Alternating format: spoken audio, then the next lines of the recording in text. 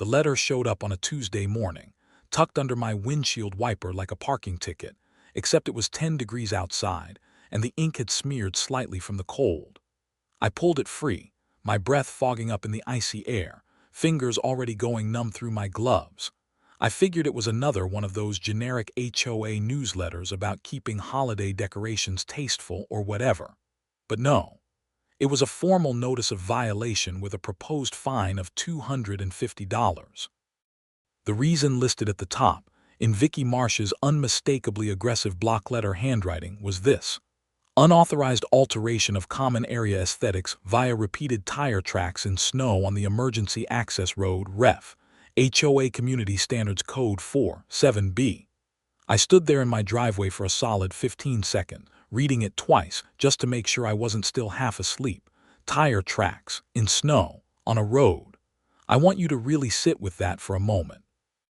My name is Paul Morgan. I've lived in the Pinecrest Commons development for going on 6 years now. It's a nice enough place, a cluster of about 40 homes tucked into a wooded hillside in the northeast, where winters are brutal, serious, and not to be trifled with. We get real snow here, not the fluffy postcard kind. The heavy, wet, backbreaking kind that piles up overnight and turns your driveway into a skating rink by morning. The kind of winter that tests your vehicles, your heating system, your patience, and apparently your relationship with your HOA president. Vicki Marsh had been HOA president for 3 years running. She ran unopposed each time, mostly because nobody else wanted the job, and also because making enemies of Vicki in a small development was the social equivalent of kicking a hornet's nest. She was somewhere in her late 40s, always wore a puffy North Face jacket in a shade of coral that she seemed to think was professional, and carried a clipboard like it was a weapon. She had a talent for weaponizing small things. A trash can left out an hour too long. A holiday wreath hung a day past the December 31st deadline. A basketball hoop parked 2 inches too close to the property line. These were the kinds of violations Vicki Marsh lived for, but tire tracks in snow. That was a new one, even for her. I went back inside, poured myself a second cup of coffee, and sat down at my kitchen table to read the notice more carefully. The emergency access road she was referring to was a narrow gravel and asphalt path that ran along the eastern edge of the development. It connected the back of the neighborhood to the main road through an alternative route. The HOA called it an emergency access road, because technically it existed for fire trucks and emergency vehicles to get through from the other direction if the main entrance was ever blocked. But here's the thing, and I'd always known this: there was nothing in the actual HOA governing documents, not the CC and RS, not the bylaws, not any amendment on record, that prohibited homeowners from using it as a secondary access route. The road ran adjacent to my property. My back fence bordered it. And for the past 3 winters, whenever the main entrance road got particularly icy or backed up in the mornings when everyone was trying to leave for work at the same time, I'd simply cut through the back way. Quietly, carefully, sensibly. I'd never torn it up. I'd never driven recklessly. I was just a guy taking a slightly longer route around the neighborhood ice problem. And apparently, my tire tracks in the snow were now a $250 aesthetic violation. I took a long sip of coffee and thought about that. Then I thought some more. Then I did what Vicki Marsh absolutely never expected me to do. I called the HOA management company, because Pinecrest Commons used a third-party management company called Ridgeview Property Solutions to handle actual administration, and I asked them to send me a complete copy of all the governing documents, every version, every amendment. The woman on the phone, a tired-sounding lady named Sandra, seemed slightly surprised that anyone was actually requesting those documents, but she said she'd email them over within the hour. She did. I spent that evening reading them while a winter storm blew in outside, rattling my windows and piling another 4 inches onto the already knee-deep snow in the yard. My furnace was working overtime. I had a mug of hot cider going and a highlighter in my hand, and I went through those documents like I was studying for a bar exam. Here is what I found. There was no provision, absolutely none, restricting homeowner use of the emergency access road for normal vehicle travel. Code 47B, which Vicki had cited on my violation notice, was actually about landscaping alterations. It said homeowners could not install or remove permanent landscaping elements in common areas without prior board approval. It said nothing whatsoever about tire tracks in snow. It said nothing about roads. It said nothing about temporary marks in seasonal precipitation. Vicki had essentially taken a code about planting flowers without permission and tried to use it to fine me for driving on a road in winter. That was not an interpretation. That was a fabrication.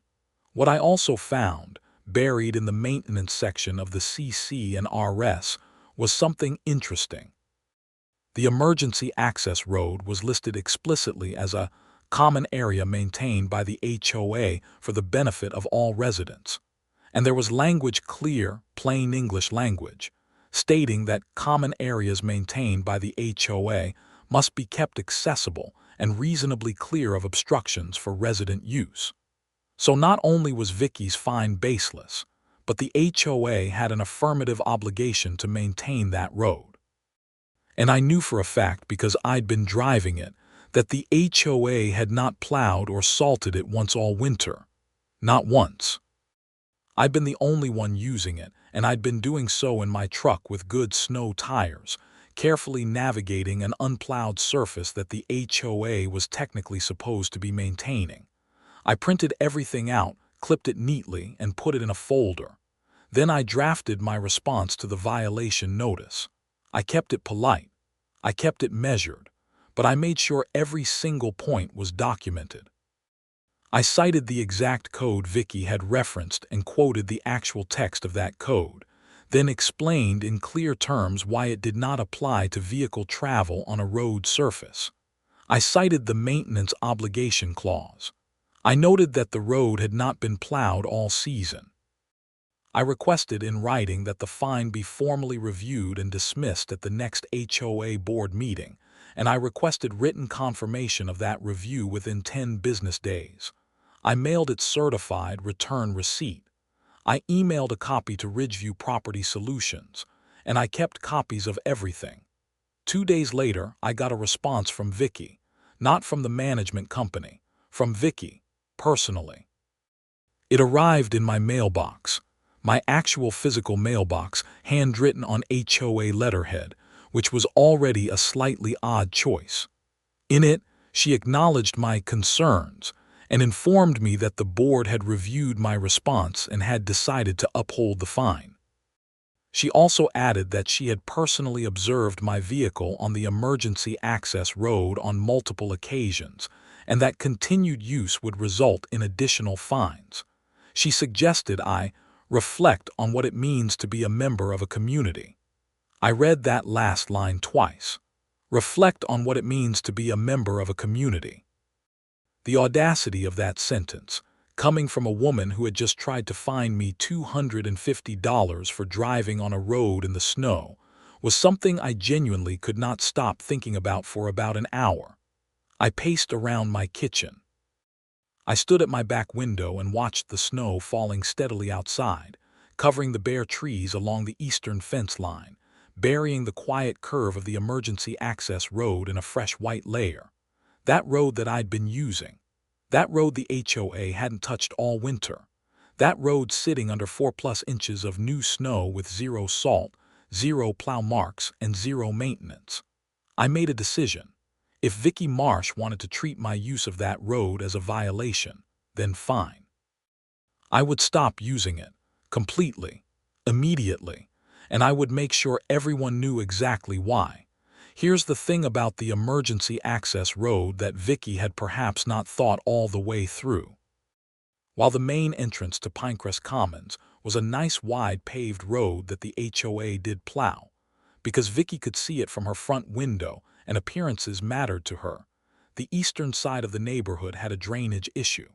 The retention pond near the back of the development fed into a low area that, in heavy winter conditions, caused a nasty ice sheet to form right where the main road curved toward the cluster of homes on that side, including my house, including several of my neighbors' houses. During a serious cold snap, that curve became genuinely dangerous. The emergency access road, which sat slightly higher and drained differently, avoided that ice problem entirely. That was actually the main practical reason I'd been using it, not laziness, not spite, actual practical winter driving safety.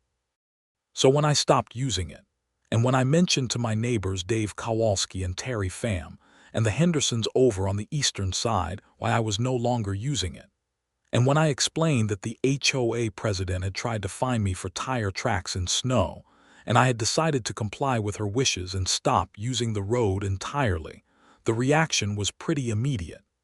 Dave Kowalski slid on that icy curve the very next morning. Not badly, he caught it in time and just fishtailed into a snowbank rather than anything worse, but it scared him. He came over that evening, still a little rattled, stamping snow off his boots at my door, and I showed him the violation notice. I showed him my response. I showed him Vicki's reply with the bit about reflecting on community values. I watched Dave's face go through about 6 expressions in 30 seconds. "She fined you for driving on the road," he said. "She tried to," I said. "I haven't paid it. And now you're not using the road. Correct. And I almost put my truck in a ditch this morning." Yep. Dave was a quiet guy, generally. Former Army, worked in logistics, didn't say a lot but thought carefully before he did. He looked at me for a moment and then said, "I want copies of those documents." Terry Pham on the other side of the road had a different reaction. Terry was a software engineer who worked from home, and he had 2 kids in middle school who rode the bus every morning. The bus stop was at the main entrance. To get there safely, the kids had to walk along that icy stretch. Terry was furious. Not yelling furious coldly, precisely furious, which in my experience is much more effective. He asked me to forward him everything electronically, which I did. Then he did something I hadn't done yet. He went and pulled the HOA's financials. Pinecrest Commons HOA collected dues. Not crazy amounts, about $90 a month per household, 40 homes, so somewhere around $43,000 a year in dues revenue. And there was a reserve fund that was supposed to cover major maintenance. Terry requested the annual financial report through the management company, because residents had a right to that under state law. It took a week, but Sandra at Ridgeview eventually sent it over. And what Terry found in those financials was very interesting. The HOA had paid a snow removal contractor, a company called Arctic Clear Services, a total of $11,000 so far that winter. But Arctic Clear had been contracted specifically to service the main entrance road, the parking areas near the community mailboxes, and the common sidewalks. The emergency access road was listed in the contract as a secondary service area, as needed, meaning it was technically included in the scope, meaning Arctic Clear was supposed to be hitting it when needed. But their service logs, which Terry also managed to obtain by calling Arctic Clear directly and explaining he was a resident verifying service, showed that the emergency access road had been serviced exactly twice since November, in a winter that had already dropped over 4 feet of cumulative snow on us. Twice. And the contract said, as needed. Terry pulled the last 6 weeks of weather data. There had been 12 significant snow events of 2 inches or more. The road had been plowed twice. He printed all of this into a very clean, very organized document with color-coded highlights and sent copies to me, Dave, and the Hendersons. He also sent a copy to Sandra at Ridgeview with a formal written complaint about the maintenance discrepancy and a request for an emergency board meeting to address safety concerns related to ice conditions on the eastern access road. This is where things started to accelerate. Sandra, who I was beginning to genuinely like, responded within 24 hours. She said she was required to pass the complaint on to the board, but she also noted, and I appreciated this, that under the community's governing documents, any homeowner had the right to formally request placement of an item on the board meeting agenda with a petition signed by at least 10% of households. 10% of 40 homes was 4 households.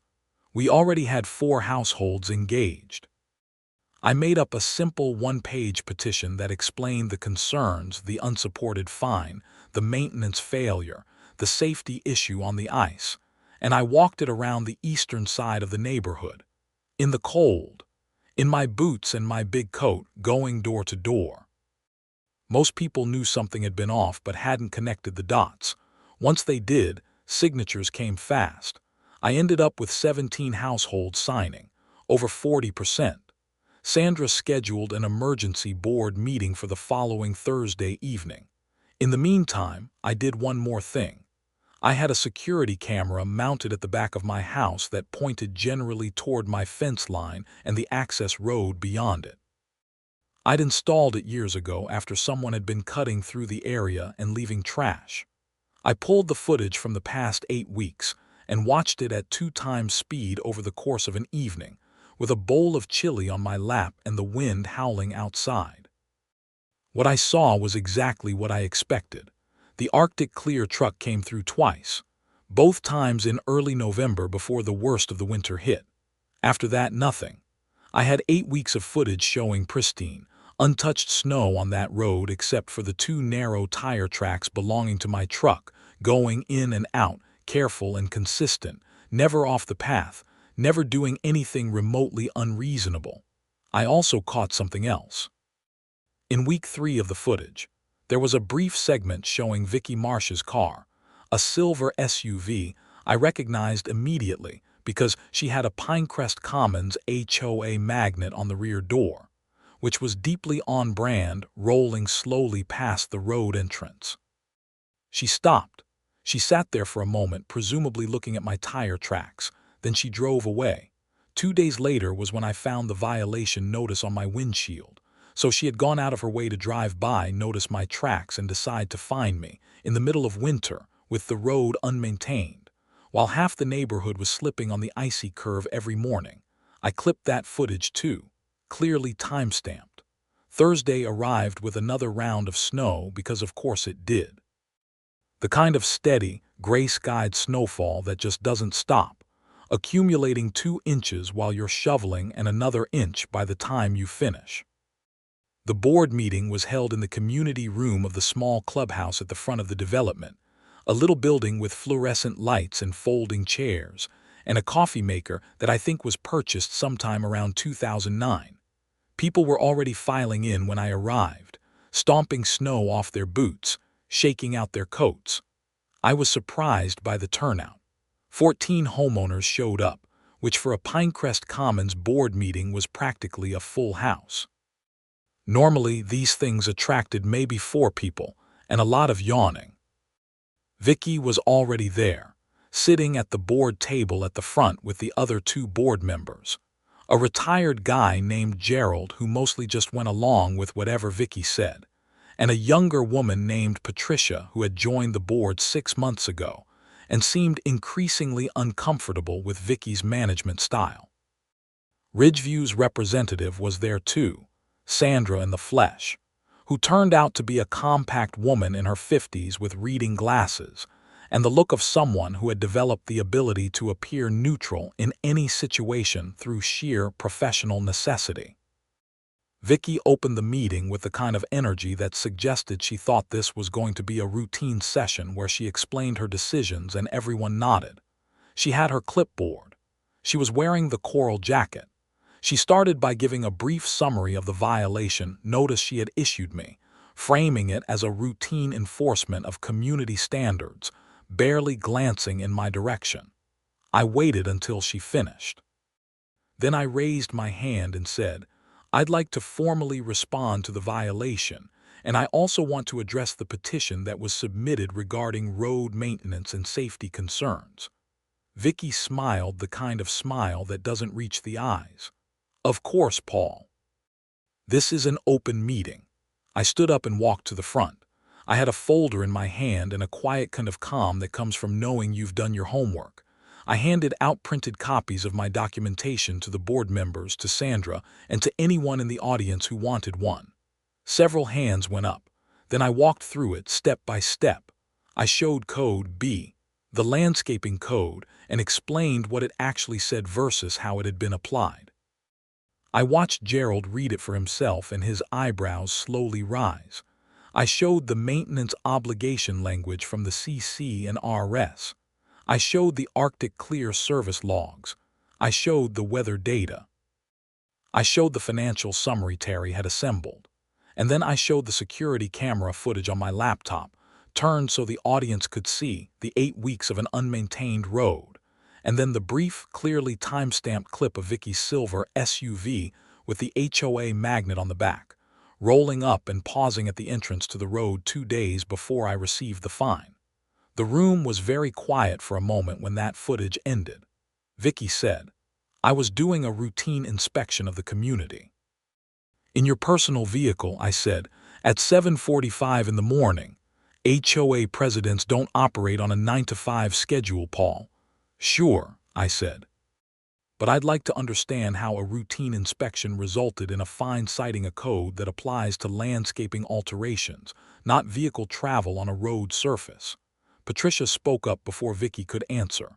"Vicki, I have to be honest, I'm reading this code right now and I don't see how it applies here." "It's a matter of interpretation," Vicki said. "Is it?" Terry Pham said from his seat in the audience. He didn't yell it, he just said it in that calm, precise way of his. "Because the road isn't even being maintained. Arctic Clear has serviced it twice in 12 significant snow events. That's in their own service logs." "That's a separate issue," Vicki said. "It's not separate at all," Dave said from 2 rows back. "We've got people sliding on the ice every morning because the back road is supposedly off-limits according to you, and it hasn't been plowed anyway, and the HOA is collecting dues and paying a contractor who isn't doing the job." That opened the floor, and it stayed open for a while. People had complaints they'd been holding onto. The Hendersons talked about their daughter nearly falling on the walkway that had gone without salt for 2 weeks. A woman named Carol from the front section of the neighborhood said she'd reported a broken gutter on the clubhouse in October and still hadn't seen it fixed. Someone else brought up that the reserve fund disclosures had been incomplete in last year's annual report. Sandra was writing things down with the focused expression of someone who was going to have a very busy next few weeks. Vicki tried to maintain control. She kept redirecting, saying things like, "Let's keep to the agenda, and these are matters that require board deliberation."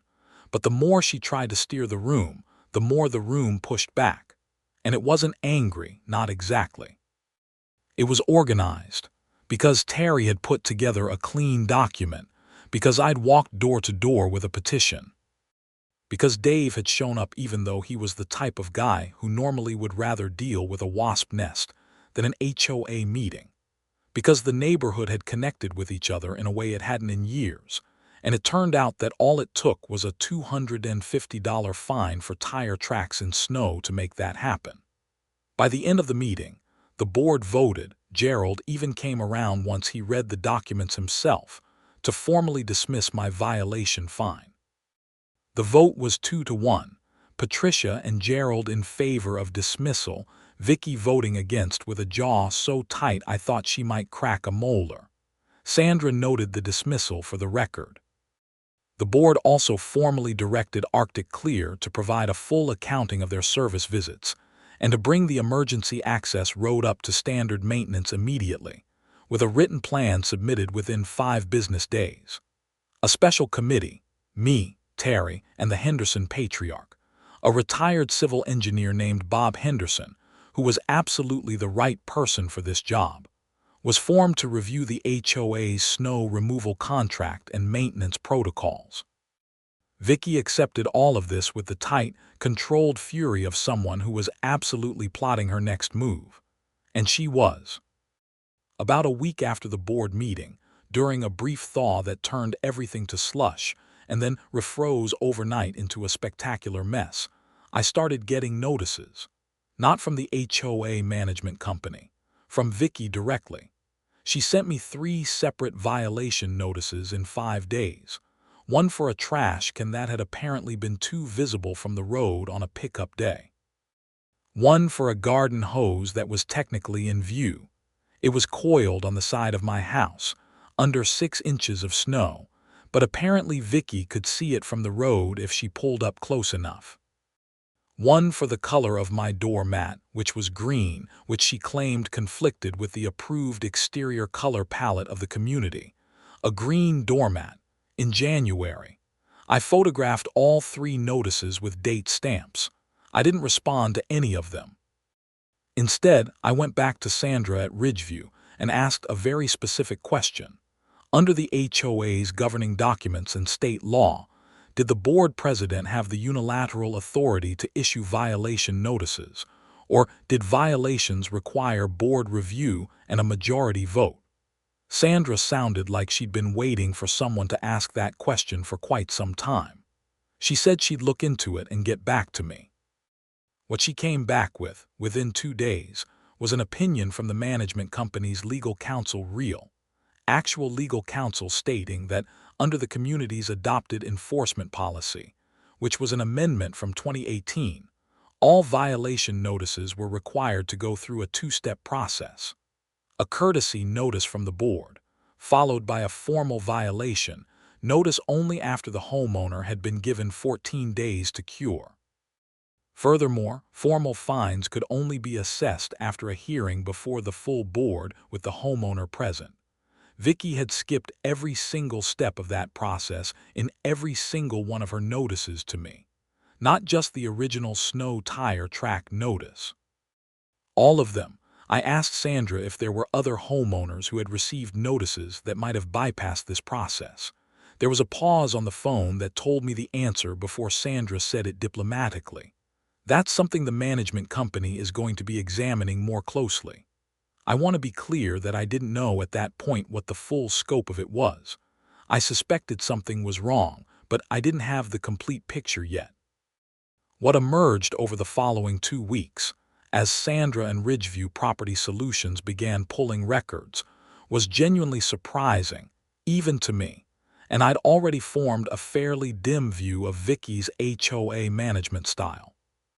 Over the previous 18 months, Vicki had issued approximately 37 violation notices to various homeowners in Pinecrest Commons. Of those 37, 22 had skipped the courtesy notice step entirely.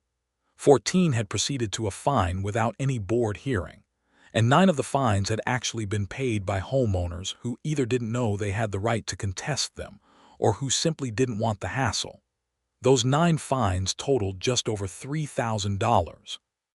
$3,000 that had been collected through an improper enforcement process. Sandra escalated this to Ridgeview's legal team. The legal team determined that because the funds had been collected in violation of the community's own enforcement procedure, they were improperly assessed. The homeowners who had paid those fines were entitled to refunds, and Ridgeview, covering its own liability, issued a formal notice to the Pinecrest Commons HOA board that it was suspending Vicki's authority to issue violation notices unilaterally, pending a full board review. Vicki did not take this well. I know this because Carol from the front of the neighborhood, who lived 3 houses from Vicki and had a friendlier relationship with her than most, told me that Vicki had spent a full hour on her front porch in the cold one evening, in the coral jacket, clipboard in hand, apparently doing some kind of frustrated outdoor pacing that Carol had watched from her window with fascinated concern. Carol said she'd briefly stepped outside to check her mailbox, and Vicki had told her that certain troublemaking residents were trying to destroy the community, and that she was not going to let that happen. I genuinely was not trying to destroy anything. I was trying to get my $250 fine for tire tracks in snow dropped, and it had just sort of escalated from there. The Special Maintenance Committee, me, Terry, and Bob Henderson, met 3 times over the course of 2 weeks, once in Bob's warm living room over coffee, once virtually, and once physically walking the emergency access road with a measuring tape and a notebook, which in 20-degree weather was not pleasant but was necessary. What we found was that the road's condition had deteriorated, not just from the winter, but from a lack of basic upkeep over multiple seasons. The drainage on the eastern side was partially clogged. Two sections of the gravel-asphalt mix had developed ruts. The signage marking it as an emergency access route was sun-faded and partially obscured by an overgrown shrub. None of this was Paul Morgan's fault. None of this was the fault of tire tracks in snow. This was what happened when a road got ignored for years, because the HOA president had decided it was aesthetically inconvenient and had essentially discouraged people from using it, which reduced the visibility of its disrepair, which allowed her to not spend money on it, which raised a very interesting question about where the maintenance budget was actually going. Bob Henderson, who spent 30 years as a civil engineer and approaches every problem with the patient, methodical focus of someone who once had to file 12 versions of a drainage report for a county bridge project, was particularly interested in the drainage issue. He traced it back to a repair that had supposedly been done in the spring, which had been invoiced to the HOA at just over $2,000 from a contractor named Western Valley Drainage Solutions. Bob cross-referenced the repair with what he could observe on the ground in winter and said, flatly, this work either wasn't done or wasn't done correctly. He put that in writing, with photographs, with measurements, with a reference to the relevant invoice number from the HOA's financial records. Sandra escalated that to Ridgeview's legal team as well. Things were beginning to pile up.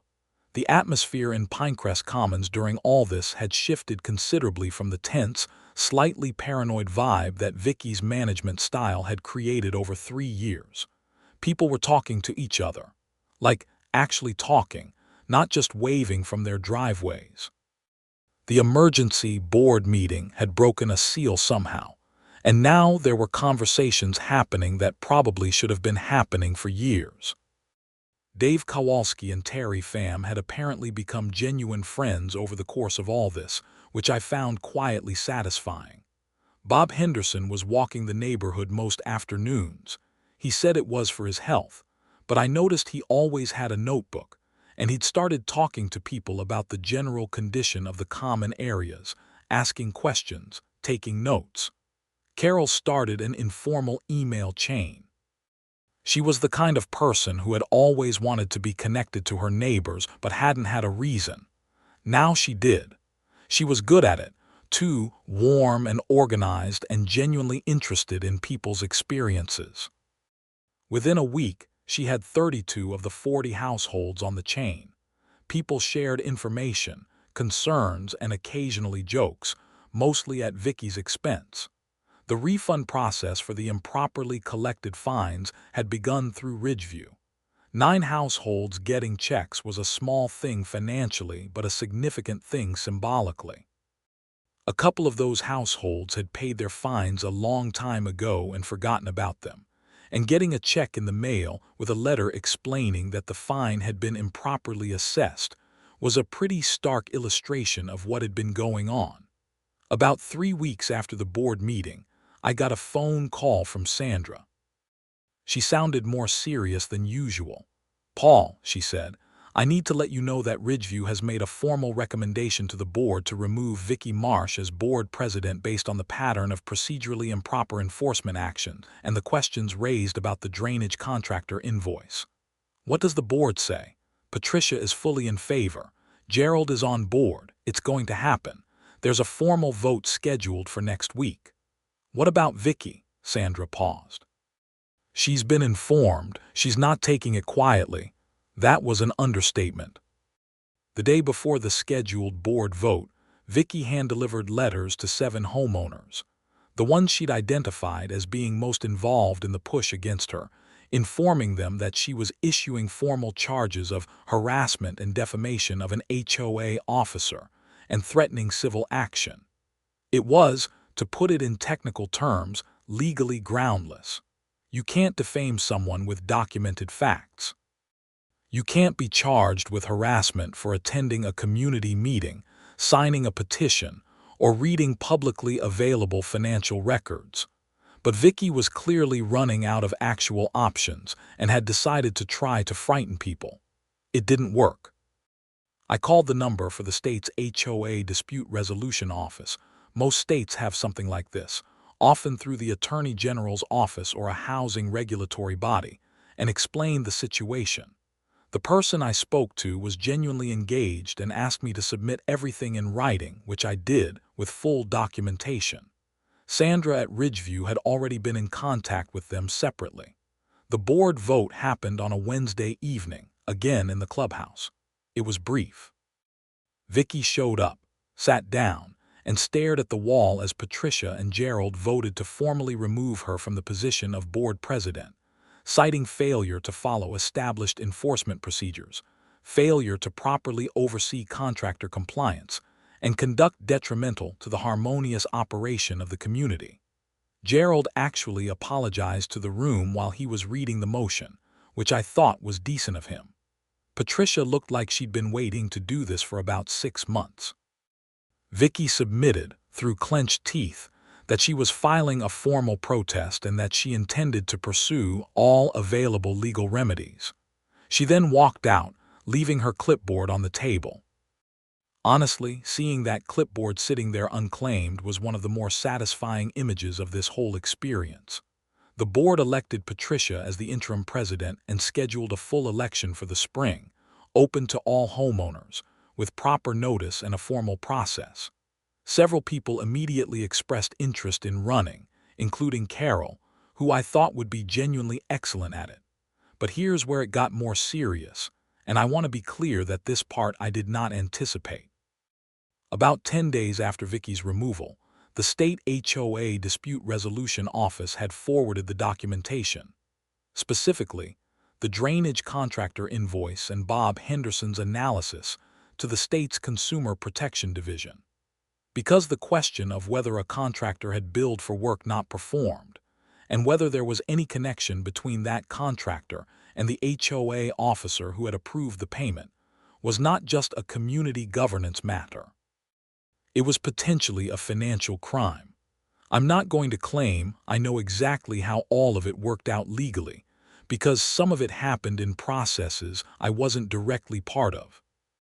What I do know is what Sandra told me, and what eventually became semi-public within the neighborhood through the natural process of these things getting around. The Consumer Protection Division investigation found that Western Valley Drainage Solutions, the contractor who had supposedly done the drainage repair, had been paid in full for work that had not been completed to the contracted standard. Whether that was the contractor's fault, or whether there had been some kind of arrangement between Vicki and the contractor, or whether it was simply negligent oversight, was the question being examined. What became clear during that examination was that Vicki had approved the payment without any inspection or verification, and that she and the owner of Western Valley Drainage Solutions were members of the same church and had a documented personal relationship that she had never disclosed to the board or the management company as a conflict of interest. That was the thing that crossed from bad HOA governance into actual legal territory. Approving payment to a contractor with whom you have an undisclosed personal relationship for work that may not have been properly completed, using funds from homeowners' dues, is a serious matter depending on your state's statutes regarding fiduciary responsibility and fraud. The police weren't called in the dramatic sense of someone getting handcuffed on their front lawn. It was quieter than that, but no less real.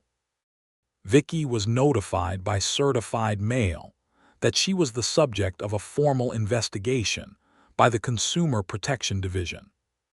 A subsequent review found sufficient evidence of a breach of fiduciary duty and potential misappropriation of HOA funds to refer the matter to the county district attorney's office. A few months later, and yes, I know I'm jumping ahead a bit, but you want to know how it ended, Vicki Marsh was charged with 1 count of fraudulent misrepresentation and 1 count of breach of fiduciary duty in connection with the drainage contractor payment. She negotiated a plea agreement that included full restitution to the HOA of the improperly paid funds, a fine, and a period of probation. She was also permanently barred from serving on any HOA board in the state under the terms of the agreement. Western Valley Drainage Solutions separately faced civil action from the HOA for the incomplete work, which was settled out of court with a combination of the actual drainage repair being completed properly this time, under Bob Henderson's watchful eye, and a partial refund of the original payment. But I'm getting ahead of the story. Let me come back to winter, which wasn't done with us yet. The week after Vicki's removal, we got hit with the biggest storm of the season. A genuine nor'easter that came in heavy and fast, dropped 16 inches overnight, and shut everything down for about 36 hours. The main road into Pinecrest Commons was passable but slow. The ice on the eastern curve was absolutely terrible, but Arctic Clear had been put on notice about the emergency access road, and under Patricia's direction as interim president, they sent a truck specifically to plow and salt it. For the first time all winter, that road was properly clear. I drove it to get out that morning, my truck moving easily over the treated surface, my tracks neat, and even in the fresh snow the plow hadn't hit yet at the very edges. There was something a little poetic about it. I drove the road that I'd been fined for using, on the worst snow day of the year, and it was the safest route out of the neighborhood because someone had finally done the job that was supposed to have been done all along. Dave Kowalski was right behind me in his truck, I noticed in my rearview mirror. He gave me a thumbs up through his windshield as we pulled out onto the main road. I laughed out loud in my cab, alone, steaming travel mug of coffee in the cup holder, the world outside all white and cold and bright. The neighborhood got through the rest of the winter in considerably better shape than it had started. Patricia, who turned out to be genuinely good at the interim president role, implemented a simple communication system, Carol's email chain, basically formalized, that let residents report issues that could be addressed promptly. The emergency access road got plowed after every significant snow event. The ice on the eastern curve was treated regularly. The broken gutter on the clubhouse got fixed. A list of deferred maintenance items that had been accumulating quietly for years started getting worked through one by one. The Special Maintenance Committee wrapped up its work in early March with a written report that Sandra submitted to Ridgeview's files. Bob Henderson was particularly proud of the drainage section, as he should have been. The repair, done correctly this time, solved a problem that had apparently been getting slowly worse for 3 winters. When the spring thaw came, the area that used to accumulate standing water near the eastern fence line drained cleanly, quickly, and without drama. Bob walked out there one April morning when the snow was mostly gone and the ground was showing through in patches, and he stood at the edge of the road and watched the meltwater run correctly into the drainage channel, and he said, to no one in particular, "There it is." I happened to be standing nearby, checking my fence for winter damage, and I heard him, and I smiled. The spring HOA board election was held in early May with proper notice, proper procedures, and actual democratic participation. Carol ran for president. Terry Pham ran for one of the board seats. Bob Henderson agreed to run for the other one, primarily because Terry told him the board needed someone who could read a contractor's site plan, and Bob could not argue with that logic. All 3 of them won easily. Sandra from Ridgeview attended the inaugural meeting of the new board and later told me, with carefully professional understatement, that it was the most organized and pleasant Pinecrest Commons board meeting she had attended in several years. I went back through my folder of documents in the spring and looked at that original violation notice. The one about tire tracks in snow. The one about Code 4.7b, an unauthorized alteration of common area aesthetics. I looked at it for a moment, and then I filed it in the back of my cabinet, behind the warranty documents for my HVAC system and the insurance policy papers, In the section, I mentally label history, not because I wanted to forget it, because it was part of the record, part of what happened, and it mattered that it was documented, even now that it was resolved. I want to tell you one more thing about that winter, and then I think the story is complete. About 2 months after the board meeting where the fine was dismissed, I was out shoveling my driveway on a Sunday morning after a moderate overnight snowfall, maybe 5 or 6 inches, the kind you can move quickly if you get to it early before it compacts. It was cold but clear, bright blue sky, the kind of winter morning that would be genuinely beautiful if you weren't sore from the third time shoveling that week. I was working my way down toward the street and I heard boots crunching through snow nearby, and I looked up. It was Gerald, the former board member who had mostly gone along with Vicki but had voted to dismiss my fine in the end. He lived about 4 houses down on the same side as me. He stopped at the edge of my driveway and kind of half raised a hand in greeting. I stopped shoveling and leaned on my shovel. "Morning, Gerald." "Morning, Paul." He stood there for a moment, clearly working up to something. "Just wanted to say I should have looked more carefully at things sooner. The whole situation." He gestured vaguely in the direction of everything that had happened. "I just didn't want the conflict, and that was the wrong call." I thought about that for a second. "I appreciate you saying so," I said. "The road looks good," he said, nodding toward the eastern fence line. "They plowed it last night. First winter in a while it's been properly taken care of." "Yeah," I said. He nodded again, said he'd let me get back to it, and walked on down the sidewalk through the clean, cold morning. I watched him go, and then I went back to shoveling, pushing the snow off the end of my driveway in long, steady strokes, steam rising off the fresh-cleared pavement. Tire tracks in snow. $250. That's where this started. A violation notice tucked under a windshield wiper on a freezing Tuesday morning, citing a landscaping code to fine a man for driving on a road. And what it set in motion was a full accounting of 3 years of improper fines, a neglected maintenance contract, an undisclosed conflict of interest with a drainage contractor, and an HOA culture built on intimidation and compliance. All of it documented, all of it addressed, most of it resolved, and the parts that warranted legal consequence pursued through the appropriate channels. I didn't set out to be anyone's hero. I set out to not pay a fine that was nonsense.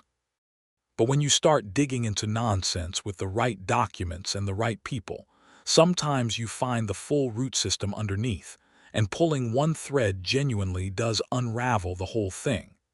Pinecrest Commons is a better neighborhood now than it was a year ago. Not because everything is perfect, it never will be, but because the people who live there are actually talking to each other, actually paying attention to how their dues are spent and how their community is run, and actually willing to show up when something is wrong. Carol's email chain is still going. Bob Henderson still takes his afternoon walks with his notebook, though these days it's more for the health benefit than for the documentation.